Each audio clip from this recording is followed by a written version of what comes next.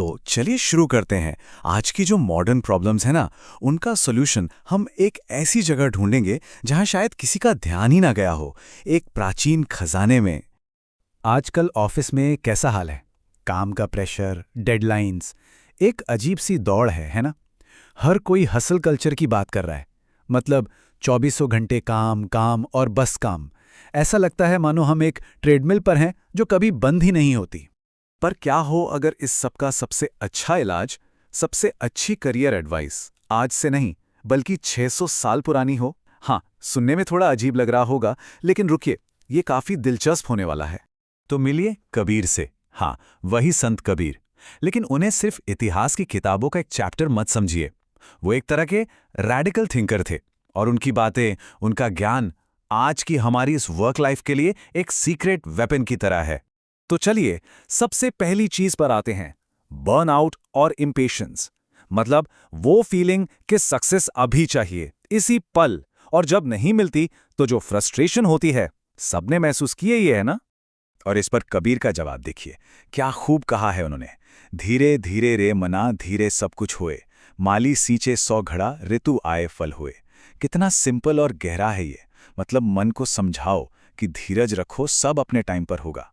अब माली चाहे पेड़ में 100 घड़े पानी डाल दे, फल तो तभी आएगा जब उसका मौसम होगा।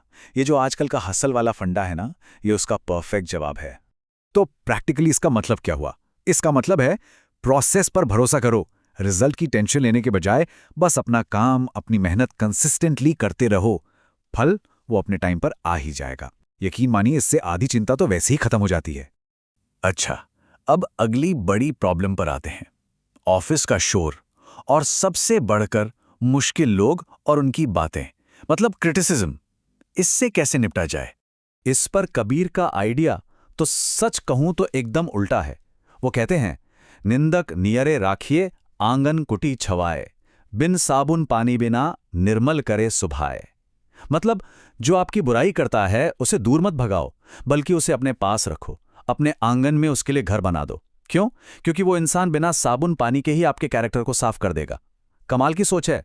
फीडबैक को एक अटैक की तरह नहीं, बल्कि ग्रोथ के लिए एक टूल की तरह देखना। अब इसे प्रैक्टिकली कैसे अपनाएं? हमें डिस्ट्रक्टिव क्रिटिसिज्म और कंस्ट्रक्टिव फीडबैक में फर्क समझना होगा। एक होता है जो सीधा इंसान पर अटैक करता है, जिससे सिर्फ ईगो हर्ट होता है, और दूसरा होता है जो हमारे काम पर होता है, जो हमें बेहतर बनाने में मदद करता है। कबीर यही सिखाते हैं कि कौन सा फीडबैक हमारे लिए वो बिना साबुन वाला पानी है, उसे पहचानो और उसे एक गिफ्ट की तरह अपनाओ। अब एक और दौड़ की बात करते हैं। ये दौड़ है और चाहिए, ज्यादा पैसा, बड़ी गाड़ी, बेहतर फोन। ये जो मटीरियलिज्म का प्रेशर है ना, जिसे कबीर की भाषा में माया कहते हैं, ये एक जाल की तरह है। और इस जाल से निकलने का रास्ता कबीर की इस सीधी साधी प्रार्थना में छिपा है। वो कहते हैं, साईं इतना दीजिए जामे कुटुंब समाए, मैं भी भूखा न रहूं, साधु ना भूखा जाए। बस भगवान मुझे बस उतना दो कि मेरा परिवार चल जाए, मैं भूखा ना रहूं और मेरे दरवाजे से कोई मेहमान भूखा ना जाए। आज के इस कंज्यूमर कल्चर के ज़माने में ये सोच एक पावरफुल एंटीडोट है। तो ये जो संतोष है, इसका मतलब एम्बिशन छोड़ना बिल्कुल नहीं है। इसका मतलब है उस लगातार और चाहिए वाली फीलिंग से आज़ादी पाना। ये खुद से पूछना है कि मेरे लिए इनफ क्या है। ये सक्सेस को देखने का एक ज़्यादा हेल्दी, ज़्यादा शांत तरीका है। तो चलिए इन सारी बातों को एक साथ जोड़कर देखते हैं। कबीर हमें एक मजबूत और सही मायनों में सफल प्रोफेशनल लाइफ के लिए क्या टूल किट देते हैं। तो कबीर के टूल किट में ये 4 चीज़ें हैं। पहली, धैर्य की ताकत, ये एक लंबी रेस है। दूसरी, फीडबैक की वैल्यू, अपने आलोचकों को अपना कोच बना लो। तीसरी, संतोष की समझ, अपना इनफ खुद डिफाइन करो। और चौथी और सबसे ज़रूरी, खुद की खोज, असली कीमत बाहर नहीं अपने अंदर है। और ये आखिरी दोहा, ये तो जैसे पूरी फिलॉसफी का निचोड़ है। कस्तूरी कुंडल बसे मृग ढूंढे बनमाही।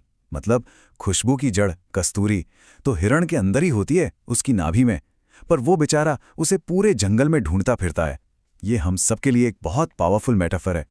सोचिए, हम सब भी तो कहीं ना कहीं उस हिरण की तरह ही हैं।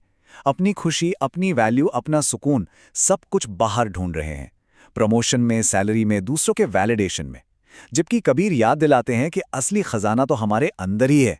तो सवाल ये नहीं है कि बाहर क्या मिल रहा है, सवाल ये है कि हम अपने बाहर ऐसा क्या ढूंढ रहे हैं जो असल में हमारे अंदर ही छिपा है। इस पर सोचना तो बनता है।